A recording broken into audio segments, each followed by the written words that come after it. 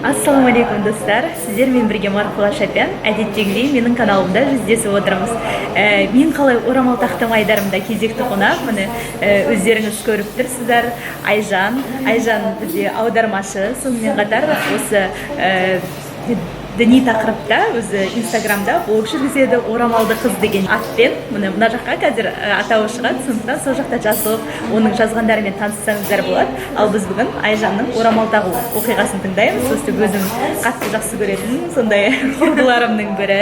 Айжан, есімде сен айтқаның, сен намаздан бұрын орамалға келдің, иә? Бұл әдетте қалай болады қыздарда? Қыздар бірінші намаз оқиды, содан кейін барып орамалға келеді ғой. Бірақ біздегі бүгін Айжанның оқиғасы ерекше. Сондықтан осы оқиғаны өзің әңгімелеп берсең бізге. Ассалаумағалейкум қыздар, ассалаумағалейкум жамағат.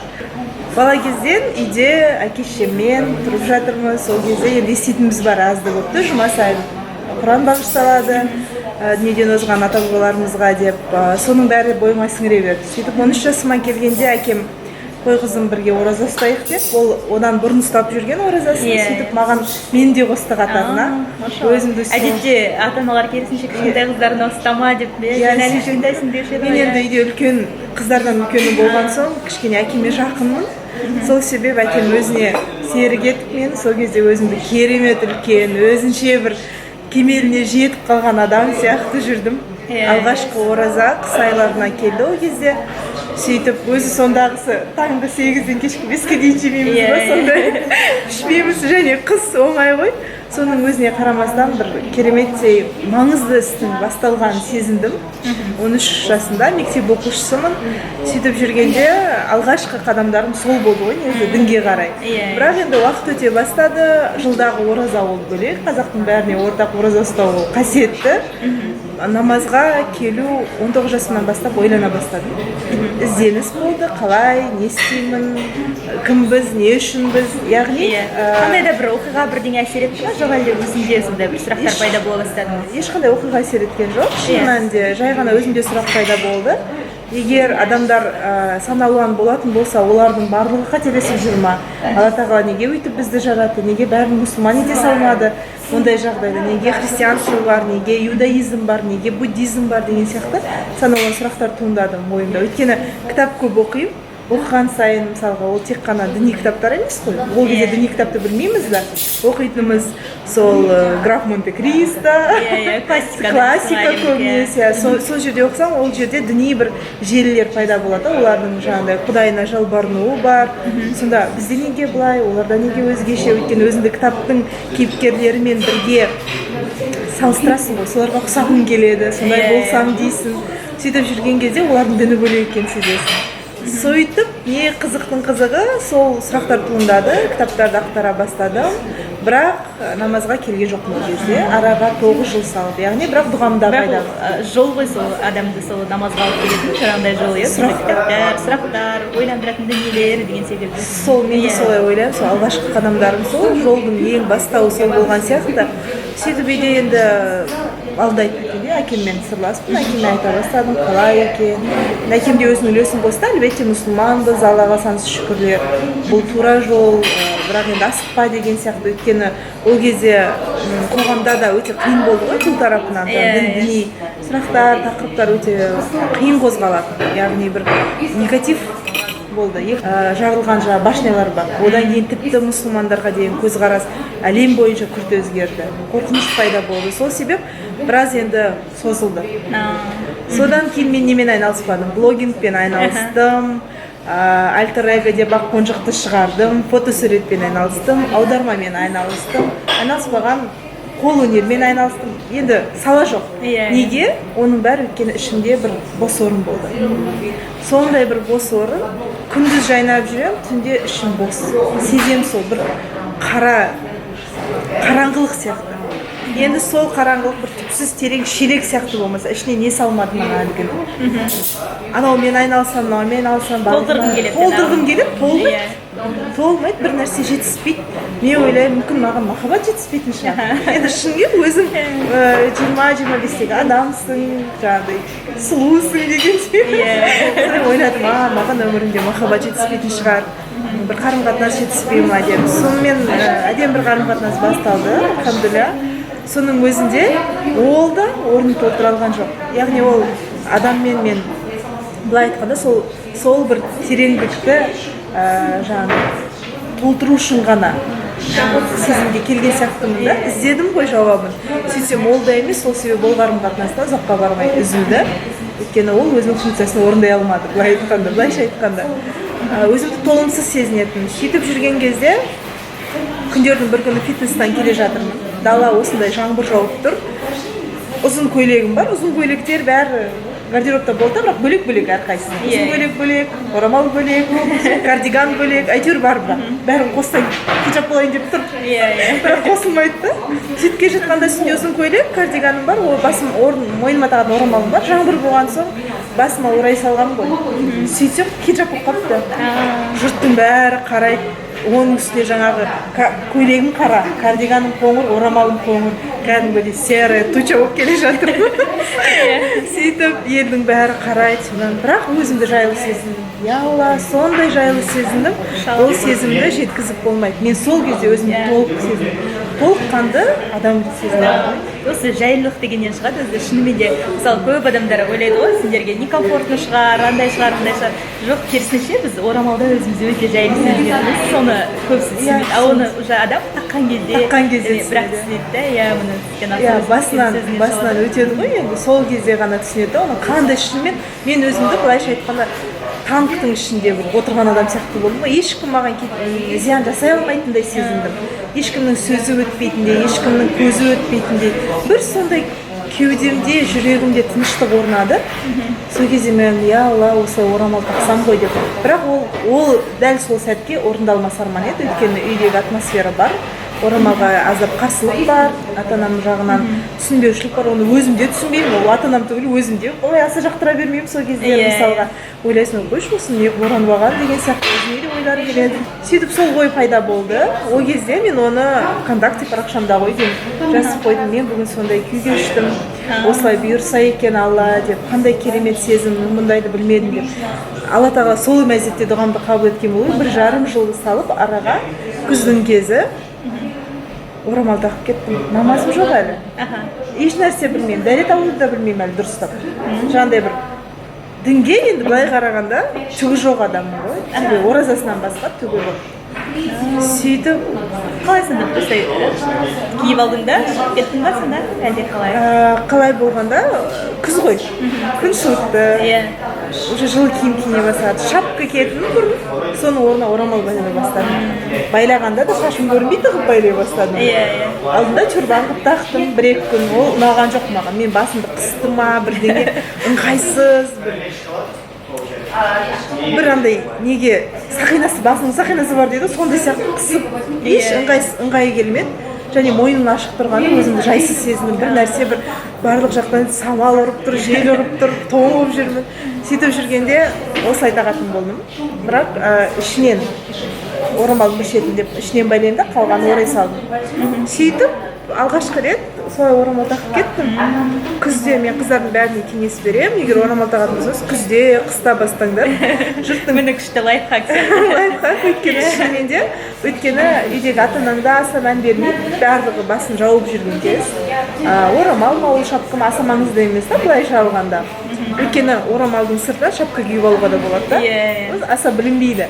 Ал енді көз үйренгеннен кейін ақырындап көктемде орамалды шешпей қоясың да, аса бір тоже шок болмайды, қатты таңғалдырмайды. Содан орамалды үстіп тағып кеткенмін. Ал намазға келетін болсақ, ол кезде Иманигүл, Мика, Тимур Бектұрдың жары, өзің танисың. Сол қызға хабарластым. Мен намаз бастауым керек. Бастағым келіп жүр. Сүрелерін бәрін жаттым, бірақ қорқыныш бар. Оны мен қазір қыздарды түсінемін, маған дайректке жазатын, мен орамал таға алмай жүрмін, намаз оқи алмай жүрмін, тастап кетем ба деп қорқам. Өйткені дәл сол қорқыныш барлық мұсылман қыздың басынан өткен. Сол кезде қорқынышымды сейілткен, Аллаға сансыз шүкірлер, сондай адам жолықтырған. Сол қыз айтты, ертең таңертең тұр, бірінші таң намазыңды оқы деді, басымды ауыртпа. Содан кәдімгідей ұрсып айтты. содан конкурстың ұят бола қазір нетсе ұрысқалай деп тұрмыз деп сөйтіп таңертең бісмилля деп тұрып алғашқы намазымды оқыдым. Аллаға сансыз шүкірлер. Ол қателеспесем тіпті датасы есімде 5 қаңтар 5 қаңтар 2015 жыл. Кәдімгідей есімде қадалып қалмай. Иә, енді ондай күн ұмытылмайды. Расымен де менің де есімде. Мысалы мен 2 сәуірде басталған болатын. Иә, 2 сәуір мен үшін сондай не күндердің бірі да, маңызды күндердің бірі. Сондай бір ерекше өзіміздің жеке мерекеміз, мерекеміз үшін жылып қалатын сондай тамаша мерекелердің бірі. Солай болды. Кейіннен енді үйде айттым. Бірақ сол жаңағы аралықта, мысалы күзден, ол енді қыс қой, қаңтар. Сен сол аралықта орамал тағып жүрдің, иә? Орамал тағып жүрдім. Әрдайым орамал тағып жүрдім. Орамалыма бола жұмыстан да шықтым. Өйткені бұл жерде мен анау гармонияны, комфортты тастап кеткім келген жоқ. Бісмилля. Тастап кеткім келген жоқ. Сондай бір жайлылықты маған кім береді басқа? Мен оны жұмыспен де толтыра алмаймын. Оны ешқандай басқа хоббимен де толтыра алмаймын, ешбір адаммен толтыра алмаймын. Яғни бұл тек қана Аллаға деген ғибадат, Аллаға деген махаббатпен ғана толатын тереңдік екен, кеудедегі бос орын дейді ғой. Сол бос орын толғаннан кейін мен еш нәрсе ұстай алмайтын болды ғой. Жұмыста да мәселе қойылды, өйткені мен ол кісілерді айыптамаймын, өйткені ол орта мүлдем діні бөлек адамдар біріншіден, мұсылмандар емес, қазақтар емес, және екінші тарапынан ол діни атрибутиканы көрсетуге болмайтын орта еді. Яғни толыққанды зиялы қауым. Сол себепті енді сұрақ қойылды, осылай болса, мен айттым, енді өкінішке орай, онда мен орамалымды таңдаймын дедім да, сөйтіп жұмыстан шыға тұрген, бірақ альхамдулилля, Аллаға сансыз шүкірлер, ризық несібе Алладан, сен ойламаған жақтан келеді. Сен ойламаған жақтан менің маңдайыма жазылған наным ба, сол нанымды бәрібір жейді екенмін. Қалай болса да, ол жұмыс істеп жүріп жейсің ба, әлде мен сияқты фрилансер болып табасың ба, бірақ Алла Тағала береді оны. Сол себепті еш уайымдамаймын, альхамдулилля. Солай тағып кеттім ғой. Машалла. Жаңа жұмыстан шығып кеттім дедің ғой. Ары қарайғы жұмысқа тұруыңа бір орамал кедергі келтірмеді ма? Шын мәнінде кедергі келтірген жоқ. Өйткені мен орамал таққаннан кейін бір офистің жұмысына талпынбайтын болдым. Офисте отыру мен үшін кәдімгідей енді бір түрме сияқты болды ғой, қапас былай айтқанда. Сол себеппен ондай жұмыс іздемедім де, талпынбадым да. Аллаға сансыз шүкірлер, шетелдік компанияда жұмыс істедім. Одан кейін өзімнің фрилансер ретінде аудармашылық қызметімді атқардым. Одан қалса қайырымдылық қорларда жұмыс жасадым. Сөйтіп жұмыспен ешқандай проблема жоқ. Ең басты мәселе ол өзіміздің ішімізде. Егер ішімізде сенімділік болса, осы жолым дұрыс, мен қайткенмен де орамалымды тастамаймын деген ойда болсаңыз, Алла Тағала ризық несібені жеткізеді. Қазір сансыз шүкірлер, меніңше орамалды болсын, басқа қыздар болсын, жұмыс істеймін, нәпақа табамын десе мүмкіншіліктер өте көп. Оны орамалды оған кінәлап керек емес, намазды кінәлап керек емес. Әлбетте мен көріп жүрмін, естіп жүрмін, мемлекеттік қызметке орамалмен алмайды деген сияқты. Бірақ дәл солай орамалда жүрген мемлекеттік қызметте қыздарды білемін. Қазмұнайгазда істейтін қыздарды білемін орамалымен. Бұл жерде мәселе тек өзімізде, өзіміздің біліктілікте деп ойлаймын. Егер сен орысша айтқанда конкурентоспособный болса, сенің білімің, біліктілігің, сауаттылығың артып тұрса, онда сенің орамалыңа да киіміңе де қарамайды. Ал енді егер білімің жоқ болса, өкінішке орай орамал түгіл ешнәрсе көмектеспейді ол жерде. Қандай себеп болмасын жұмыссыз қалуға тура келеді. Үйдегілер қалай қабылдады енді осы жерде сұрақ, жаңағыдай ол кісілер енді бізге көп, мысалы алдыңғы видеоларда да сіздер көп жазып жатсыздар, қыздар осылай қалай ата-анамыз қарсы, қалай не істесек болады деп Инстаграм желісінде де жазып жатырсыздар, кімге де, Айжанға да көп сол тұрғыда сұрақтар қойылады екен. Енді осы кезде өз тәжірибеңмен бөліссең, қалай болды, үйдегілер қалай қабылдады, сен олармен қандай қарым-қатынас жасадың? Жалпы қыздарға қандай кеңес айтасың осы тұрғыда? Иә, шынымен де маған дайректке келетін, өтірік айтпасам, қазір 10 хат келетін болса күніне, соның 3-4-еу міндетті түрде осы намаз орамал туралы болады. Қалай бастаймын? Әсіресе ата-анамен, үй ішімен, туған-туысқандармен қарым-қатынас. Бұл кәдімгідей адамдар толғандыратын, уайымдататын сұрақ екен. Менде қалай болды? Аллаға сансыз шүкірлер, әкем мені енді үйде діннен хабары бар адамдар болған соң, қатты терең болмаса да, соның өзінде дінге қарсы емес, Аллаға қарсы емес адамдар болған соң, қатты қарсылық болған жоқ. Енді бір айтарлықтай ойбай болды, таңда деген сұрақ болмады. Бірақ енді қиындық болды, жасырмаймын, қиындық болды. Өйткені шынымен бұлайша орамал тағу бізде қазақта жаңағыдай тұрмыс құрмаған қыздарға кішкене дұрыс емес сияқты дәстүрімізде. Көбінесе кимешекті, яғни толық орамал тағуды қазақтар тұрмыс құрғаннан кейін, балалы болғаннан кейін бастайды ғой, елестетеді, солай ойлайды. Сол себеп енді өзім тұрмыста емеспін, балам жоқ, бұған не болды деген сияқты сұрақтар туындады. Бірақ Аллаға сансыз шүкірлер, басында қиын болды, жасырмаймын. Оның бәрін қалай жеңеміз? Үндемейміз, ата-анаға қарсы шаппаймыз, қарсы сөйлемейміз, ұрыспаймыз, мінезімізді жөндейміз. Өйткені мен бір-ақ нәрсені білемін, өзің жөндемесең, жүрегіңді, онда өзгелердің жүрегін жөндей алмайсың. Алдымен өзіңнен бастау керек. Молырақ ата-ананың қасында болуға тырысу керек. Оларға жақсылық жасауға тырысу керек. Жақсылық жасауға тырысу керек. Көркем мінезін көрсетуің керек. Шынымен де рас.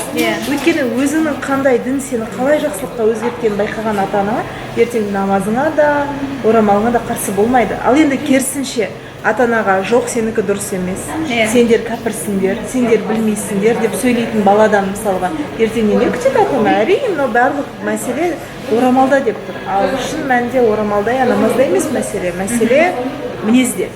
Мінезің дұрыс болады, сабырлық танытасың, Алла тағала соған қарай береді. Бірақ енді әркімнің өз сынағы бар ғой. Орамал тақтым екен, мұсылман болып кеттім деген сөз емес. Міндетті түрде Алланың сынағы болады. Ол енді барлығымыздың басымыздан өтіп жатыр. Ойлаймын, сол сынақтардан аман есен өту үшін көркем мінез сабырлық. Басқа шешім жоқ. Мен басқаша еш нәрсе айта алмаймын осы жағынан. Өйткені мүмкін басқаларда басқа шешім бар шығар, бірақ дәл мен үшін басқа шешім жоқ. Осы ғана. Жалпы Айжа, орамалдың пайдалары жөнінде не айтар едің? Орамалдың пайдасы, енді былайша айтқанда, орамал бізге Алланың әмірімен парыз етілген дүние болғандықтан, бұл пайдасыз болуы мүмкін емес нәрсе. Сол себеп мен үшін өз жеке басыма пайдасы, ол бірінші ретте менің мінезімді өзгертті. Менде жұмсақтық пайда болды, сабырлық пайда болды. Әрдайым орамалда жүрген адам өзін бір қорғанышта жүргенде сезіледі. Сол себеп артық бір рет жүйкеңді тоздырып, біреумен ұрысып, біреуге қарсы шығып керек емес. Сен онсыз да қорғалып тұрсың, орамалың бар, сабырлыққа шақыратын осы орамал. Екінші жағынан байқағаным, адамдардың орамалда жүргені бері маған деген сыйластығы артқан сияқты. Қайда бармасам да алдымнан есігімді ашар жігіттер, автобусқа кірсем орын береді, келіңіз қарындас отырыңыз деп жатады. Сосын жалпы мейірімділік маған қарағанда, менің тарапыма қарай мейірімділік артқан сияқты сезіледі өзіме. Өйткені қайда болмасам да әйтеуір біреу бірдеңе жақсылық жасауға тырысып тұратын сияқты. Бұл бір орамалдың құдіреті меніңше. Одан қалса тағы бір үшінші фактор, ол физикалық тұрғыдан алатын болсақ, бұрын осы жаз айларында қатты ыстықтап, терлеп, сондай бір жаман күйде жүретінмін. Қолданбаған нәрсем жоқ, шынымен бөртпелер шығып, өйткені күн ыстық қой. Аллергия ма әлде ол күнге білмеймін әйтеуір. Осы орамал тағалы 3 жылдан бері Аллаға сансыз шүкірлер, тершеңдік те жоқ, артық бөртпе ештеңе шықпайды, бетімді тазарған айтып қояйын. Орамал таққалы шынымен де бетімде бөртпелер азайып келді. Меніңше бұның бәрі енді былай салыстырған кезде барлығы бір-бірімен байланысты, яғни жүйе қалпына келді, сабырлық пайда болды, жүйкең баяғындай тозбайтын болды. Екінші жағынан адамдардың тарапынан алынған позитивті энергия бар, және үшінші жағынан физикалық жаңағындай күннен қорғалу, артық желден қорғалу, қоршаған ортаның газдар бар неше түрде, солардан қорғалу арқылы барлығын қосып келген кезде орамал тек қана жақсылыққа келеді, тек қана позитивға келеді деп ойлаймын. Мен үшін артықшылықтар осы. Бұдан қандай артықшылық болуы мүмкін? Қас мәселесі. Бұл да менің алдыңғы видеоларымда шығады. Расымен менде өзім андай светлый болғаннан кейін, яғни менің қастарым көрінбейді. Көрінбегеннен кейін ақырын егер бояп тұрса, сәл бір сызық қана болып тұрады. Яғни жолынған сияқты болып тұрады. Қыздар жазады, ой, сен қасыңды жолапсың, өйтіпсің, бүйтіпсің деген сияқты. Рас енді исламда бізде қас жұмауға үндейді. Сондықтан ол ескертулеріңіз енді орынды былай қарап. Бірақ бірақ ол адам андай түбіне міну керек, расымен жолдың болмады оған көз жеткізу керек деген секілді бір сын айтпастан бұрын соған мән беру керек секілді. Сол үшін саған да көп айтылатынын білемін. Маған өте көп айтылады. Өйткені қыздар қазір де көріп отырған шығар. Көріп отырсыңдар. Қасым боялған, міне астында шаштар бар. Өскені осы енді қайтейін. Негізі қасымда 5 жыл болды. Яғни тіпті намаз бастамас бұрын, орамал тақпас бұрын қасымды өсіре бастадым. Бір ішімде түрткі болды. Ол жерде білмеймін де қасы жұлуға болмайтынын. Білгеннен кейін қой, енді онсыз да өсіп жүрмін ғой, өсіп кетер деген үміт болды. Бірақ өспей қалды, бірақ соның өзінде жұлмаймын осы күнге дейін, алла куә, ешбір талым жұлған емес. Қалай қалды, қалай өсті, соған құтыр. Иә, әдемі емес, иә, бір жерлерінде бар, бір жерлерінде жоқ, көрген адамға түрпідей көрінуі мүмкін, бірақ ол мен үшін ол маңызды емес. Адамдардың пікірі, сыны, міні маңызды емес, өйткені ішкі ниет маңызды да. Дәл солай маған да өте көп жазылады, қасыңда неге жыласың, қандай мұсылмансың деген сияқты.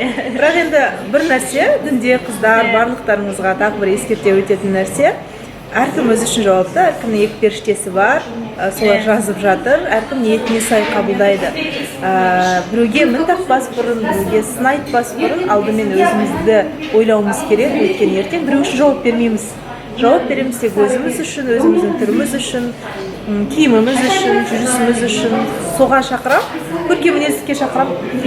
Ең басты. Маңызды емес, алдыңызда отырған адамның киімі, түрі, түсі, діні тіпті маңызды емес. Бірақ сол адамның сізге беретін пайдасы қандай? Қандай бір жақсы жағы бар, соны алып сіңіріп алуға тырысу керек қой, өмір қысқа. Ең бастысы сол. Ол қасынан, немесе боялған тырнағынан, я тағы басқа боянған түрінен бізге келіп кетер шамалы. Ішінде не жатыр сол маңызды. Көп рахмет Айжан. Мысалы, осы бүгінгі сенің сұхбатың жалпы көп қыздарымызға, әпке-сіңілдерімізге ой салды деген ойдамыз. Келіп, сұхбат беріп, өзіңді тәжірибеңмен бөліскенің үшін Алла разы болсын, Алла сауаптан жазсын жалпы әр ісіңмен. Қандай да бір сұрақтарыңыз болса, немесе ой пікірлеріңіз болса, біздің Инстаграм парақшамызға да жазсаңыздар болады. Бұның астында екеуміздікі де шығып тұр. Соған жазыңыздар. Келесі кездескенше аман сау болыңыздар. Айтпақшы, егер менің осы айдарымнан, яғни мен қалай орамал тақтым айдарынан кімді көргілеріңіз келеді, ол туралы да міндетті түрде жазыңыздар. Мен сіздердің пікірлеріңізді ескеремін, сол қыздардан сұхбат алуға тырысамын. Келесі кездескенше аман сау болыңыздар. Сау болыңыздар. Ассаламу алейкум.